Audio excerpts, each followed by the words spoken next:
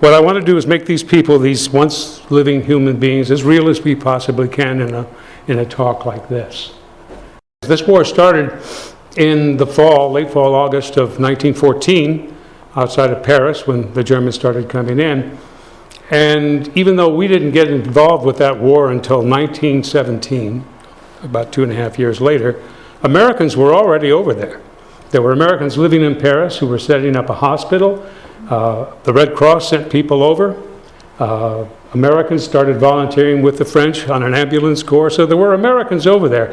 If an American wanted at that time, since we were neutral, to actually get into the war, well, they had to volunteer for the Canadian, the British, the French army, and some even volunteered for the German army.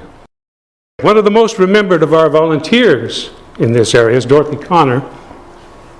Dorothy and her mother and brother came out here in about 1912. Yeah, 1912. They lived in a home that still stands on the hills just north of Jacksonville. In late 1915, April of course, Dorothy applied for a passport that would take her to England. Now, her sister was over there. She had married a British nobleman, and they were setting up a hospital in France, and they wanted her to come over and be a nurse. Dorothy and her brother-in-law, Dr. Howard Fisher, left on the British ocean liner Lusitania in May of 1915. I was pro-British for several reasons, Fisher said. First, I'd lived among the English people in British India for 6 years, and I learned to appreciate their worth. I also had lived 9 months with the Germans in Berlin, and I despised those Germans. And finally, the rape of Belgium was a crime against humanity that could not be forgiven. Now, when Dorothy and Fisher arrived in New York, they learned that the German government had issued a warning. Notice, travelers intending to embark on the Atlantic voyage, you're reminded that a state of war exists, that the zone of war includes the waters adjacent to the British Isles, that in accordance with formal notice given by the Imperial German government, vessels flying the flag of Great Britain or any of her allies are subject and liable to destruction in those waters, and the travelers sailing in the war zone on ships of Great Britain or her allies do so at their own risk. And yet they got on board. While waiting to sail, Dorothy wrote home. The Lusitania is now being held up, and there's a report that the captain has lost his nerve. But I think we'll get off all right. Well, the crossing had been calm, and Dorothy was bored. It's been such a dull and dreary, stupid trip. I can't help hoping that we'll get some kind of thrill going up the channel. I couldn't have taken a more uneventful and stupid voyage in my life. After nearly a week of sailing, Friday, May 6th, opened with a ship approaching the Irish coast. Now, this was a favorite hunting ground for German submarines, U-boats. By noon, Lusitania was running a zigzag course, attempting to spoil any possible attack. And just after 2 that afternoon, the torpedoes struck. Dorothy and Fisher were at lunch. Dorothy and I just finished eating our squab, Fisher said, when bang came a dull sound like a soft blast of a very slight shock, and in a few seconds, a listing of the ship. Dorothy said, "What is that?" And I said, "That, my dear, is what we came after, a torpedo. We must go up on deck."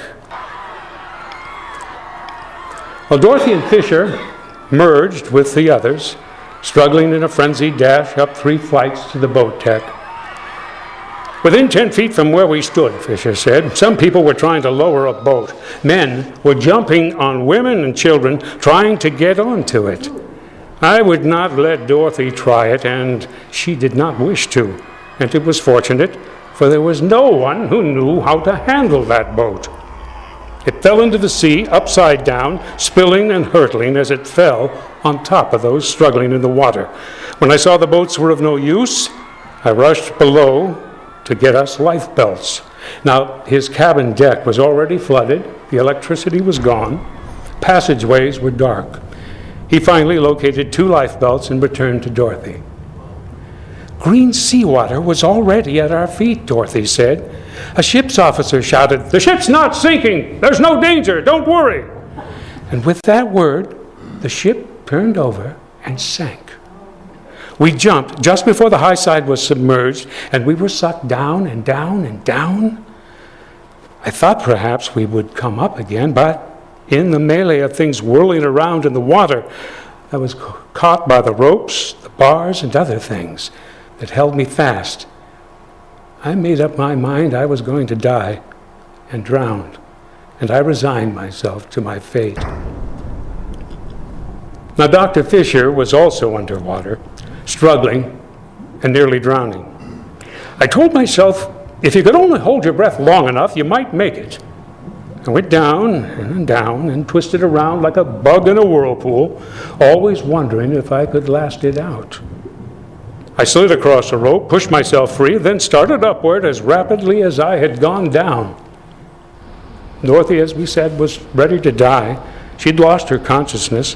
When she came to, all she could ever remember was some voice that said, "Well, where am I going to put you, little lady?" Imagine my surprise, she said, to come to hours later and in my very dim consciousness discover that I was lying on an upturned raft. Well, the rest of the afternoon was just a series of being hauled from one boat to another until we finally got onto a boat that brought us to the hotel in Queenstown, Ireland. The next morning, Dorothy was relieved to find out that Dr. Fisher was in the same hotel that he had also survived. And undaunted by their near-death struggles, and as if nothing had happened, Fisher and Dorothy vowed to continue their mission and help Dorothy's sister and brother-in-law and her brother-in-law set up that hospital in Paris, which they did.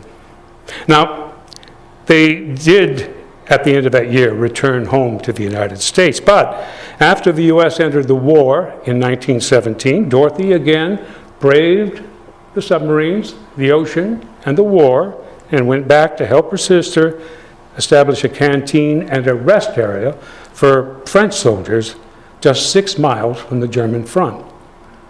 Now, even with all the difficulties and dangers of being so close to that front, and even with those, well, we can call them humorous moments when she realized that those French soldiers were looking at her and talking in a language she did not quite understand, she was still quite happy.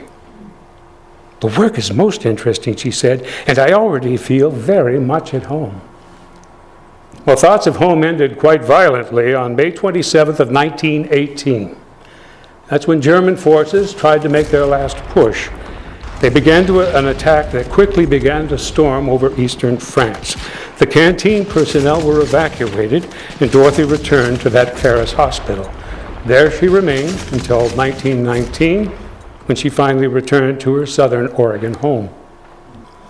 President Woodrow Wilson's request for a declaration of war in April of 1917 almost instantly turned a generally anti-war nation into a country ready and willing to fight and defend democracy. Young boys were suddenly eager to enlist, naively dreaming of glory in battle, but oblivious to the horrors they soon would be facing. President Wilson's turning point in all of this was the British interception of the Zimmermann telegram. Now, that was a coded message from German Foreign Secretary Arthur Zimmermann to the German ambassador in Mexico City. It ordered him to offer generous financial aid to Mexico if the United States should declare war on Germany. All the Mexicans had to do was reconquer their lost territories in Texas, New Mexico, and Arizona. You can imagine what President Wilson thought of that. He ordered the arming of American ships against German attack, and that the Zimmermann telegram be published in newspapers across the United States, and it was.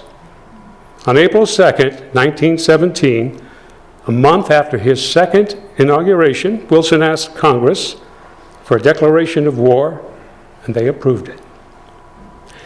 2 weeks earlier than that, 14 Rogue Valley boys had enlisted in Uncle Sam's new aviation corps and headed south for training in California. One of the most talented was high school senior Newell Barber. Now, as he boarded the train, Newell had told his mother and his father not to worry about him. If I should go, I want you to know that I go as a true American. I'll do my duty because I'm not a slacker, and I am not afraid. Just before Christmas, and 3 months before he left for France, Newell wrote how he just loved now to fly. He was the first of these 14 to fly. Dear folks, I've had about an hour and 45 minutes in the air. I want to tell you, there's nothing on God's green earth that can beat it. Well, I even feel safer up there than I do in an automobile. When you start off, the earth just drops away from you slowly. It looks like a map. Then when you start down, it looks like that ground is coming right up to meet you. Oh, I wouldn't quit flying for anything. It can't be beat. On August 11th, 1918, just 5 months after he left the United States for the European War, Newell was flying at 5,000 feet over German lines and heading back to a French airfield just 5 miles from safety. All anyone ever knew was that his plane was somehow disabled behind German lines. Now, Newell's parents back in Medford waited for over a month, never hearing anything from the government. And because they heard nothing, they convinced themselves with hope that perhaps Newell was maybe just a prisoner of war somewhere. Then his father opened a letter in the Medford post office from an Army lieutenant who had been flying with Newell when he disappeared. While some distance behind German lines, the lieutenant wrote, Newell had an accident with his plane and was seen going down. Now, the air was quite hazy. We were at quite an altitude, and we could not see where he landed, if he landed at all. It was impossible for us to do anything, to follow him down, as we were in combat with a superior number of German planes. And there was an extremely heavy bombardment from anti-aircraft guns. I've waited before writing to you, hoping that some word would reach me about Newell. But up until this time, I've heard nothing. Newell's father, and this was in the paper, fell to his knees in the post office. He crushed the letter between his hands, and he cried uncontrollably. This was his only son. He was only left now with a daughter. Newell's body was never found. If found, never identified. In 1920, Medford's first airfield was dedicated as Newell Barber Field. Now, it ran across the old Atkins farm. Now, you all know where that is. That's where Rogue Federal and Walmart now stand in South Medford. After less than a decade, the field they said would perpetually honor Newell Barber moved. It was gone and forgotten. It moved to where it is now. Now, a few months ago, I was honored to be part of a ceremony that dedicated a stone marker to Newell Barber and Newell Barber Field. It's right in front of Rogue Federal and their flags. Thanks to Airport Director Byrne Case, who organized the project, Newell's name and his sacrifice, we hope, will finally live on, at least for another 100 years. Now, following that congressional declaration of war, mobilization began, and a national draft registration was scheduled for that June. By mid-April, the activation rate of men and women into military service began to soar. On that same day that 25 Naval Reserve men were called up and ordered to report to the Navy Yard in Bremerton, Washington, 16 women received confirmation that they had also been accepted into the Navy as yeomanettes. Navy Secretary Daniels finally realized that it was legal for women to join into the Navy as yeomen. Now, yeoman is a Navy term that's applied to sailors doing just about anything clerical. His thought was if he could have the women do these things, those men could be released for duty on a ship somewhere or perhaps in some other combat. Now, each lady was designated as a yeoman F. Now, the F, of course, stood for female. If you said that fast enough, yeoman F, yeoman F, yeoman F, it became yeomanette. And that was the nickname that sticks to this day. A few days after the male reservists left for Bremerton, the newly recruited yeomanettes followed them. And a few weeks later, both groups had separate letters printed in the newspaper. Now, Medford's Lee Root wrote about some of the men who were whining and complaining and saying, "Oh, those recruiters, they tricked me." There's been a great deal of complaint amongst a few of the men that came up here to Bremerton. In fact, the few that are so dissatisfied are making such an awful roar up here that they're giving all the local men the reputation of knockers. You must consider when a large bunch of men are called up together, there are certain unpleasant duties they have to do, and every man has to do his share. Now, when a man slacks or whines about it, he's sure to get sent to the next unpleasant task that's coming up. We're supposed to come up here and serve our country in a time of need, and the best way to serve her is to do as we're told. Now, the girls, they're a bunch of good eggs, good sports. They've had a lot of discomforts too, I know, but as far as I know, they're taking things with a cheerful grin. It's the big 6-foot men that are whining and drawing good pay for mighty little work. Those male recruits were riding home to complain about things like mopping the floor, shining the brass and the guns, and living in what they called a private little hell. Well, the women training to be yeomanettes, well, they were much happier. Pauline Greaves, who worked here in Medford, I believe, was sure that she would never give up being in uniform. Although she did say she definitely would give up her typewriter for just a chance at some overseas duty. Now, we're doing everything we can here at home, she said, but we want to get closer to the front where they're fighting. However, it's wonderful to know that you are serving your country. Now, that was a feeling that was expressed by all of the women, including, for some reason, this anonymous Jackson County yeomanette who was in the paper, who happily had left her job as an accountant's assistant. "You know, I don't feel that the U.S. Navy is getting much benefit from my presence here," she said. "But I'm trying hard, keeping my eyes and ears wide open, and of course my mouth shut, to learn the work and to get to a place where I can be at least a small cog in this wonderful wheel." Oh, you should see some of the local boys. Oh, I've nearly killed myself laughing at them. They look so funny. And they have such awful tales of woe.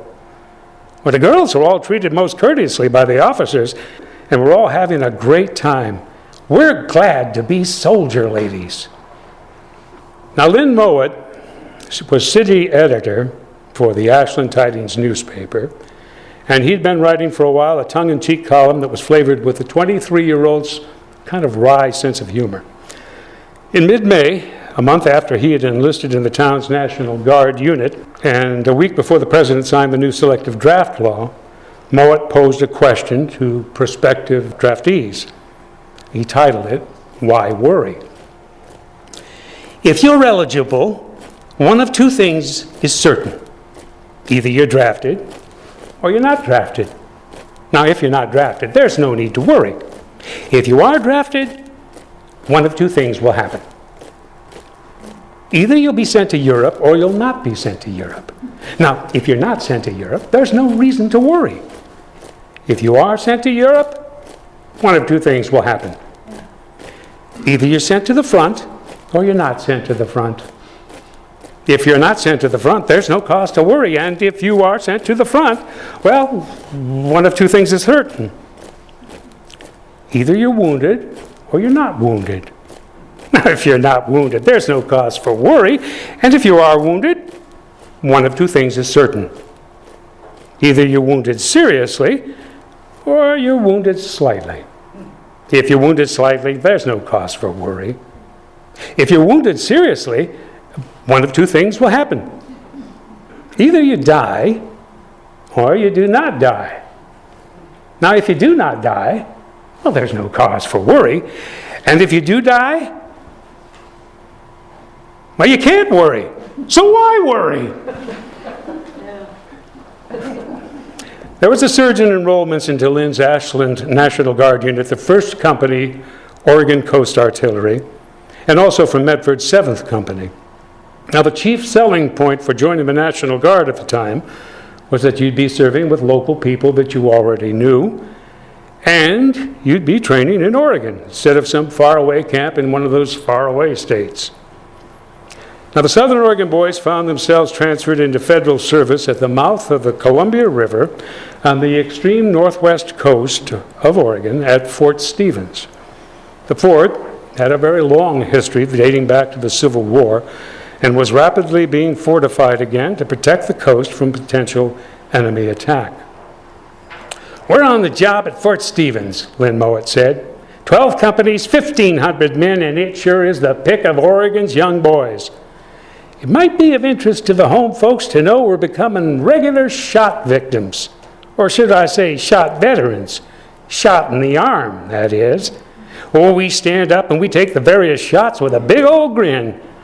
Most of the other companies have several men going into the hospital after them shots, but not us. However, the infantry drill has been called off for a few days till this shot period is over. The men quickly adjusted to living in tents until proper barracks were built.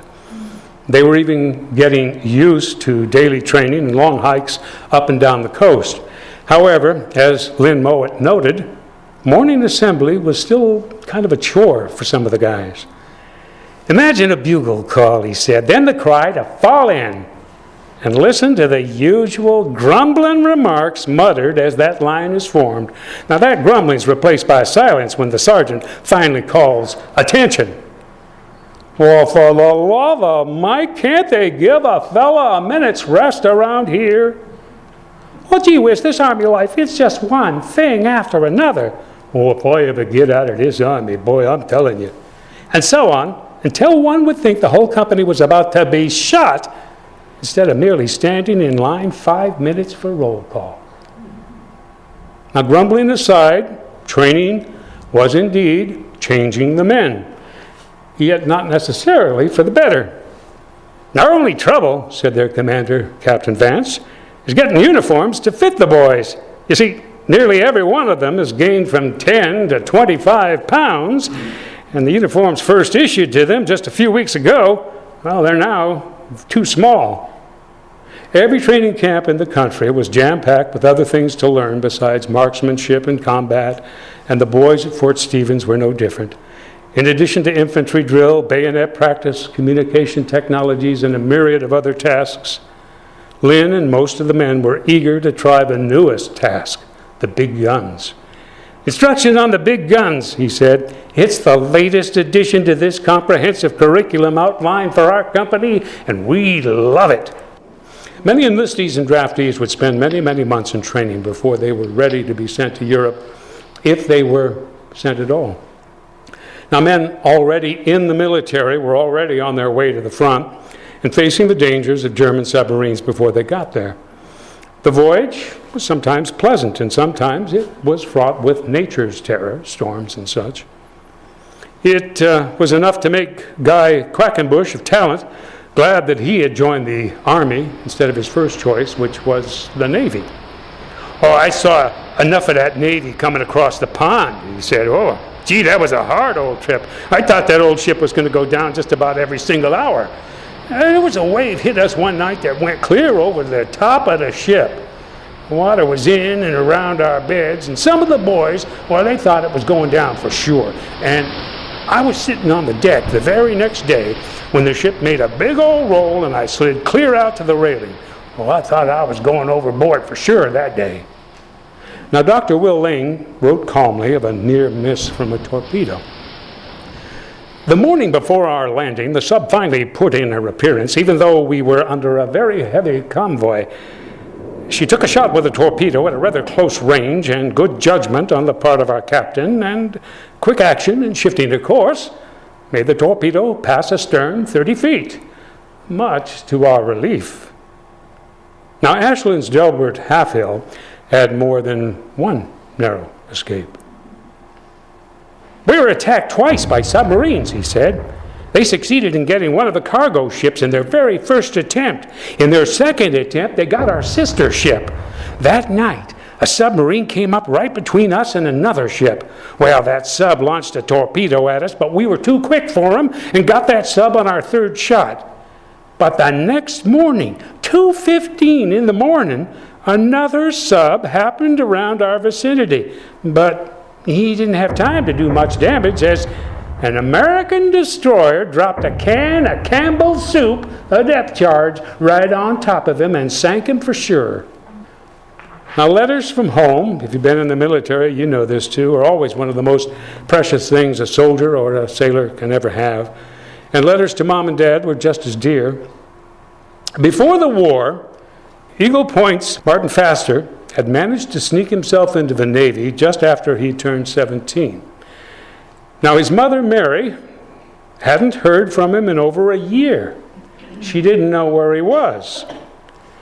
She wrote a letter to one of Mart's friends, John Oswald, to see if maybe he had seen her son or knew where he was. And this was John Oswald's reply to Mary. I received your letter today inquiring about the whereabouts of your son, Mart. I beg to state herein that I am perfectly aware of his whereabouts, as I see him in Honolulu frequently. He's a seaman on board the USS Monterey, which is anchored off the torpedo dock just a short distance from the Naval Hospital where I'm stationed. As to his health, well, I was especially surprised when I met him in Honolulu one day. He's a great big fat seaman. He's about twice as big as he was when I last saw him. I'm going to give him a good scolding for you when I see him for not writing to you. A man has only one mother, and she is the dearest of all women to him, and there's no reason in the world why he shouldn't write to her. And I want to say this too. The best place Mart could be is right here in the U.S. Navy. If you don't really need him, I'd suggest you leave him right here. There's a big surprise here, a big reveal. Within a couple weeks, a letter from Mart. Dear Mother, it's been a long time since I had a letter from you. I don't know whether you got the last one I wrote or not. I thought I'd write a few lines tonight. I'm in the Hawaiian Islands. That's about 2,100 miles from San Francisco. I do not know how long we'll stay here. They're talking of sending us to Panama, but you never know in a time of war. Well, guess what? I went ashore on Liberty the other day, and guess what? Who did I run into but John Oswald? Wow, can you believe it? I never was so surprised in my life. Well, I'll close for now. Goodbye. With love, Mart. Letters were not only a soldier's lifeline, but they were also the source of some of his biggest complaints. As more soldiers arrived, mail deliveries became inconsistent and unbearably slow. And sometimes a flood of letters and packages would arrive after weeks and months of a letter drought. Now, Coleman O'Loughlin was the first Klamath Falls boy to reach the front, and he was one of the lucky few. Oh, we had a whole stack of mail waiting for us when we got here. All books, papers, boxes. It was almost like Christmas. And if Christmas is just half as good, well, we'll be very happy. Oh, I sure was glad to get everything you sent in those boxes, even the pencils. And that sweater and the scarf, oh, it can't be beat. I wouldn't sell that tobacco you sent for its weight in gold, and the chewing gum and the candy. Well, you just have to be over here to know what that means to us. Now, you asked me to tell you what I liked best and say you'll send it over to me. So, here it goes. You know, the French seem to think that nothing but bar chocolate should be eaten, and that gets pretty old. I want some candy. Their tobacco? Oh, it's terrible. You can send that too. And, you know, you can send me a wallet too, because, well, this French paper money has a habit of getting lost real fast. Now, sometimes they were only a brief few moments away from the front to write to the folks back home. And during one of those lulls in the battle, Marine Private Frank Hubbard pulled out a pencil. It's a beautiful day here, at least for now. Sun shining bright and warm. I'm sitting under a tree with my gas mask on my lap, a paper on top of it, and I'm writing this letter. And it doesn't make a very good table. I'm sitting on my steel hat. It does make at least a good seat. I just wanted to take this time during the break to write as often as I can, but, well, I hope you get all the letters. but I do want to warn you that some of them may be lost on the way home. I just don't want you to worry if you don't get a letter for a while. Just don't worry. That is probably the most common phrase I found in every letter, almost every letter I ever saw. Mom, Dad, don't worry about me. They weren't afraid at all. Our soldiers rarely write about combat, and for good reason. Their letters were censored, physically cut out, lined out. They were ordered to keep their mouths shut about where they were, if they knew in France where they were, because they weren't always told. And military things that they were doing were verboten, to use a German term. If they said anything, it was usually only in generalities. In November 1917, Coleman O'Loughlin again was able to at least hint at what he was going through. Dear Mother, I hope you have not given up on me for dead. I know it's been over a month since I've written home, and just about the busiest month I've ever seen. No possible way or chance to write. Now, since I wrote last, we've been on the Lorraine front for about 15 days, giving them Germans just about everything we could, a sample of what we intend to hand them next spring. Well, the French told us that this was a very quiet sector to be in. Well, so it was, for a while. But when the batteries opened up, it certainly sounded anything but quiet. Oh, everything was lovely for a while, but then, great Scott, I thought the whole German army had started to fire all at once. I thought the shells were all coming in instead of going out, until a couple of them did come in. Well, I could hear them whining before they bursted. It's a queer sensation. The first time a fella hears one of them coming in, makes him want to draw in his neck just like a turtle. Now, Glenn Mahan was even more descriptive of the war. Life at the front, it's a living hell. The crashing of the heavy bombardments, the staccato of the smaller guns, and the moaning and the groaning of the wounded, it all creates a pandemonium which is taxing to the stoutest nerves. While in the front line trenches, the tension is never relaxed, and it is so severe that the strain, it's been found necessary to work the men in 6-day shifts so as to provide some sort of relaxation and some recuperation from the front. 6 days are spent in front line trenches, 6 days then in a support trench, then it's 6 days in a reserve trench, and then finally 6 days back of the entire line at complete rest. I'm telling you, the life of a soldier in a front line trench is at all times strenuous, and sometimes even worse than that. On one occasion, for 15 minutes, I was firing a machine gun directly into a massed formation of attacking Germans. 15 minutes. The assault was finally repulsed, but after it was all over, I found myself considerably weakened and wringing wet from my exertion. I want to tell you, the fire of Germans is not only aimed at Allied lines either.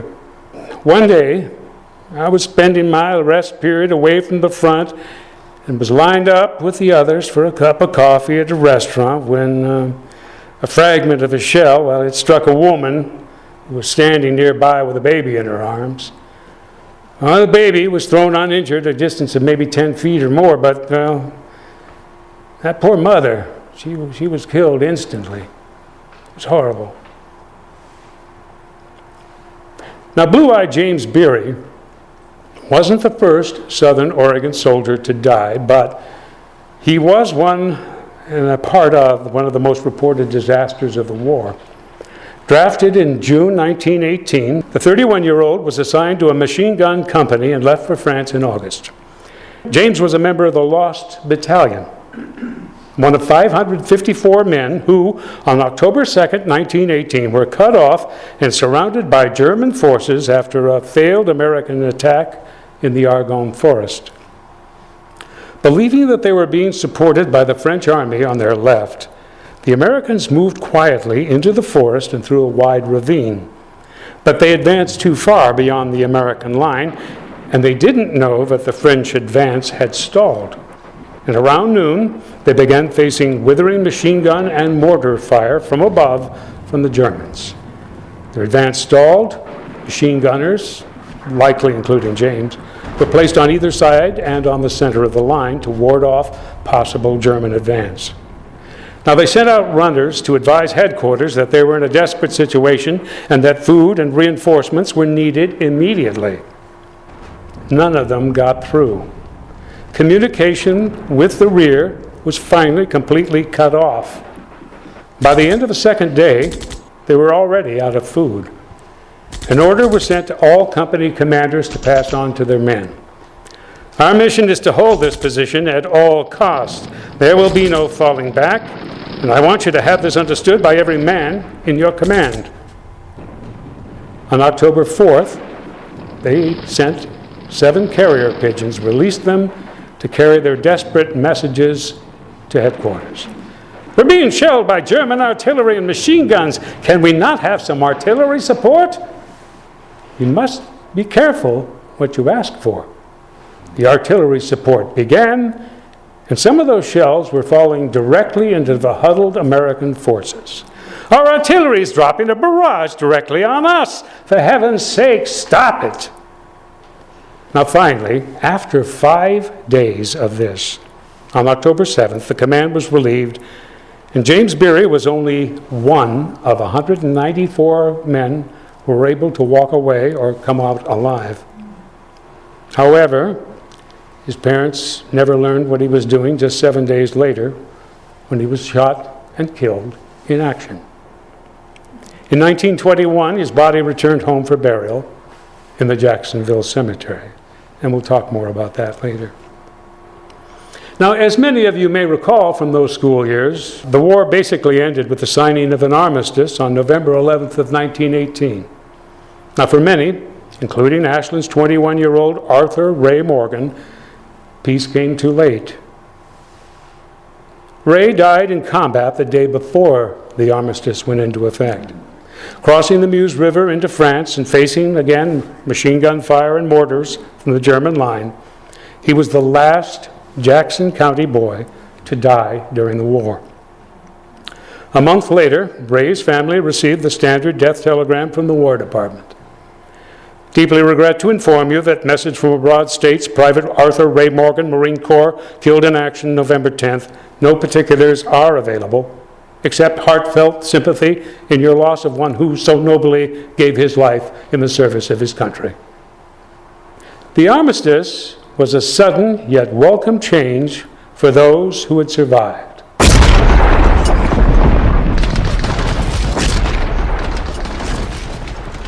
On the 11th month and 11th day and the 11th hour, wrote Private Jack Lamb, firing ceased, and we breathed a sigh of relief and gave a prayer of thanks to God for at least giving us a break in the action. For at the time, we were not certain that it was indeed peace yet. But we were glad to be able to listen to the most wonderful silence we'd ever heard. It was actually so silent, you could hear it. Now, Ashland's Harold Simpson also was impressed by that silence, that sudden silence. Silence seemed so queer and peculiar after that great noise of the last few days. You know, guns have been in action day and night, but this morning at about 8 o'clock, we received orders to stand by until 11 o'clock. So we stood, and we listened to the firing of the batteries and the return fire of the Germans. A number of the boys just came back from the front line trenches, and they said that 16 bugles sounded all at once a ceasefire. And believe it or not, that our boys and the Germans immediately jumped out of those trenches and began swapping souvenirs of helmets, knives, service ribbons, money, and numerous other stuff. For Don Barber, it was all too overwhelming. All I thought about was sleep. Oh, I was so hungry, but I couldn't eat until I got some sleep. I don't suppose you can understand that, but it's true. Everybody just laid down and slept until evening. There was no cheering or singing, as one might think there would be, but, well, everyone was just too tired, and everyone was sad because the sights we saw over here were very far from being cheerful. I guess the armistice was just too big a thing for us. We just couldn't grasp it all at once. It didn't seem true, yet it must be true. After all, no one was trying to kill us anymore. We could walk around with no one shooting at us at all. Now, some of the men would head home in a month or two, while others would stay on for a while, some to briefly occupy parts of Germany to secure the peace. Others volunteered to help recover bodies from battlefield graves and graveyards so that they could be taken to the new American cemeteries in France that had been finally approved by the French government. There was one chapter in this history of World War I that has all but been forgotten. We always think these days that our fallen troops, sailors, are brought home. It's not always been the case. By the end of the war, 70,000 American sons were lying dead in graves scattered across European cemeteries. By 1920, the U.S. government gave families of every fallen soldier two choices. They could leave their loved ones buried in those French-American cemeteries, or return those remains to the Americans, or here in the United States. Some 30,000 of the fallen soldiers' families decided to leave their men buried in those cemeteries. But believe it or not, over 46,000 of those boys were brought home, including 8 Jackson County men. This was the same time that the first unknown soldier was brought to Washington, D.C. and placed in that tomb. It must have been the most unpleasant work imaginable, yet it was carried on by a small corps of deeply dedicated men. Now, here's a brief description of the procedure as reported by a correspondent at the time. Now, this video, I've severely edited it. It was taken by the U.S. Graves Registration Service officials, but I do want to caution you, some of you may find it disturbing and may not want to look. But remember that these men are doing this work to honor these soldiers and to bring closure to the families who are still at home. The correspondent. In the cold, windswept desert of northern France, American officers and men are working hard these short winter days, exhuming the bodies of American soldiers and preparing them for shipment home. This difficult work of preparing the bodies to go home is done by a small group of Americans, many of them ex-soldiers, working under the supervision of Army officers. The manual labor, exhumation, and transportation of the bodies from the cemeteries to the railroad is done by foreign labor, always supervised by Americans. This very delicate and difficult task is being done with the maximum of dignity and reverence. Now, here and there, among the little garden of white crosses, fresh earth shows where graves have been opened. A workman plods toward a shed, pushing a wheelbarrow filled with these white crosses, crosses no longer needed. On the far side stands something like a tent without a roof, with burlap stretched over upright stakes for a wall. These flapping walls of burlap keep morbidly prying eyes from seeing what goes on inside. From time to time, a stretcher bearer carrying something between them go into the enclosure and come out again empty-handed. A stone's throw away at the base of the hill lay a half-dozen long wooden boxes stacked upon each other, each containing a casket ready for transport to the railroad a half-hour away. The utmost care and caution in preparing what remains of these bodies for transport to their homes in new coffins is all done as reverently as possible. Near the railroad, a little freight station is now a storehouse for the dead who are ready to be shipped home. Here on the floor in several rows lie the coffins, each covered with an American flag. When a trainload is accumulated, they're carefully conveyed to a seaport, each carload watched over by an ex-soldier who will not leave those coffins in his charge. Once these coffins reach the United States, another soldier, sometimes two, would be assigned to a coffin, all 46,000 of them, and accompany them on railroads or trucks or wherever to their home, even here in Jackson County, and make sure that they were handed over to the relatives for burial. All the relatives had to do was arrange for the burial in a cemetery. These are just a few of the memories from the Great War. It's a war that sometimes seems like ancient history, especially 100 years ago. However, in many ways, its effects are still with us today. Now, the war brought us the 1917 Russian Revolution, leading to Putin. It resulted in Iraq, Iran, Turkey, Syria, and other countries being formed out of the disintegrating Ottoman Empire. The Austro-Hungarian Empire collapsed. Many Eastern European countries were formed, each with ethnic minorities that caused us all kinds of trouble, you remember, in the 1990s. And of course, the demand that Germany, the major loser in the war, pay for the war. A significant contribution to the rise of Hitler in World War II. Now finally, I'd like us all to remember that these words we heard today, I didn't make these up. They were spoken or written by real human beings. And one thing that gets my goat, as they say, too often documentary producers still today don't correct the speed on these old films. And we're left with these herky-jerky movies that look like a Charlie Chaplin comedy. This wasn't a comedy, this war. This was really probably the first major worldwide war. These people were alive. They walked the same earth as we do today. They breathed the same air, made the same mistakes, fell in love, whatever, tried to find a job. They had hopes for a long and happy life. Some of them made it, some of them didn't. And remember that history is more than dusty manuscripts and crumbling letters. These people that came before us are us. And one day, we're going to be them. Hey, thanks so much for watching. I try to post a new video at least every week, so we're looking forward to seeing you again. You might like the video that you see down there on the left, too. And don't forget to subscribe and hit that like button. Hope to see you next time. Thanks again. Have a great day.